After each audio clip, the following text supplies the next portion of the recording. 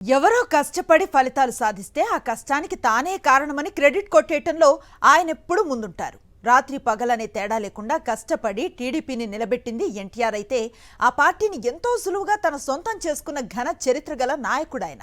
అలాంటి నేత తాజాగా మరొక గోబల్స్ ప్రచారాన్ని మొదలుపెట్టారు.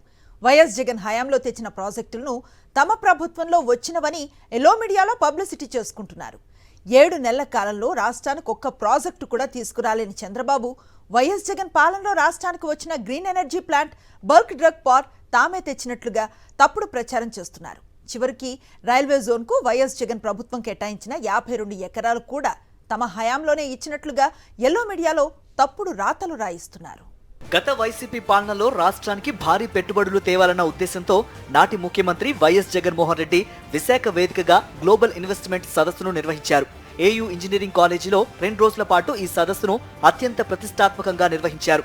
దేశవ్యాప్తంగా ఉన్న పెద్ద పారిశ్రామికవేత్తలు ఈ సదస్సుకు హాజరయ్యారు. ఈ సదస్సు ద్వారా సుమారు 13.5 లక్షల కోట్ల రూపాయల పెట్టుబడులు పెట్టేందుకు పారిశ్రామికవేత్తలు ముందుకు వచ్చారు. అప్పటి ముఖ్యమంత్రి వైఎస్ జగన్ సమక్షంలో ప్రభుత్వంతో ఒప్పందాలు కుదుర్చుకున్నారు.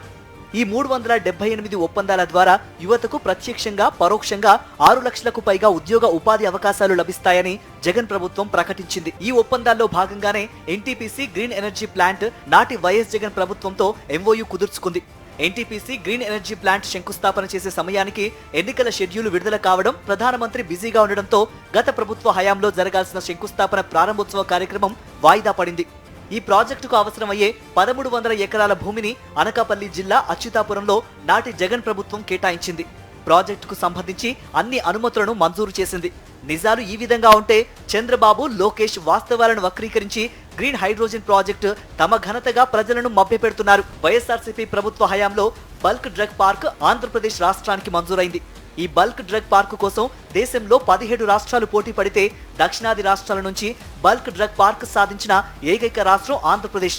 అప్పట్లో ఈ బల్క్ డ్రగ్ పార్కును టీడీపీ తీవ్రంగా వ్యతిరేకించింది. దాని వలన పర్యావరణానికి తీవ్రమైన విఘాతం కలుగుతుందని కేంద్ర ప్రభుత్వానికి టీడీపీ నేతలు లేఖలు రాశారు.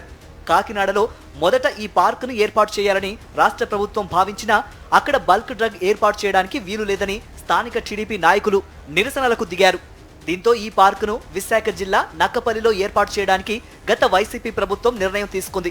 సుమారు 2000 కోట్ల రూపాయల విలువ చేసే ఈ ప్రాజెక్టుకు 2000 ఎకరాలను నక్కపల్లిలో అప్పటి వైఎస్ఆర్సీపీ ప్రభుత్వం కేటాయించింది. బల్క్ డ్రగ్ పార్క్ ద్వారా రానున్న రోజుల్లో సుమారు 12,000 కోట్ల రూపాయల పెట్టుబడులు వస్తాయని, 50,000 మందికి పైగా ఉద్యోగ ఉపాధి అవకాశాలు లభిస్తాయని అంచనా వేశారు.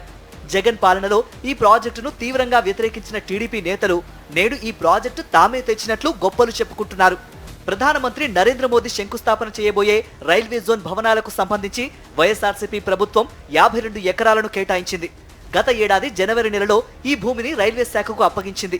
ఈ భూమిపైన టీడీపీ, బీజేపీ నేతలు గతంలో పదే తప్పుడు ప్రచారం చేశారు. జగన్ సర్కారు కేటాయించిన భూమి లోతట్టు ప్రాంతంలో ఉందని, మునిగిపోతుందంటూ ప్రజలను, రైల్వే అధికారులను భయభ్రాంతులకు గురిచేశారు. అప్పుడు దుష్ప్రచారం చేసిన కూటమి పార్టీల నేతలు నేడు ప్లేట్ ఫిరాయించారు. గత వైఎస్ఆర్సీపీ ప్రభుత్వం ఇచ్చిన 52 ఎకరాల్లోనే రైల్వే జోన్ భవనాలకు నేడు ప్రధాని నరేంద్ర మోదీ శంకుస్థాపన చేయబోతున్నారు. ఇలా చెప్పుకుంటూ పోతే అనేక ఉదాహరణలున్నాయి. గత వైఎస్ జగన్మోహన్ రెడ్డి పాలనలో తెచ్చిన పరిశ్రమలను, రూపొందించిన విధానాలను, తీసుకున్న నిర్ణయాలను తమవిగా చెప్పుకోవడానికి చంద్రబాబు, లోకేష్, పవన్ కళ్యాణ్ పోటీ పడుతున్నారు. కూటమి నేతలకు నిజంగా రాష్ట్ర ప్రయోజనాల పట్ల చిత్తశుద్ధి ఉంటే వాల్తేర్ డివిజన్తో కూడిన రైల్వే జోన్ తెచ్చి తమ నిజాయితీని నిరూపించుకోవాలని రాజకీయ విశ్లేషకులు అభిప్రాయపడుతున్నారు. అటువంటిదేమీ చేయకుండా గత వైఎస్ఆర్సీపీ ప్రభుత్వ హయాంలో తెచ్చిన ప్రాజెక్టులు తమవిగా చెప్పుకోవడం అసమర్థతే తప్ప మరొకటి కాదని వారంటున్నారు.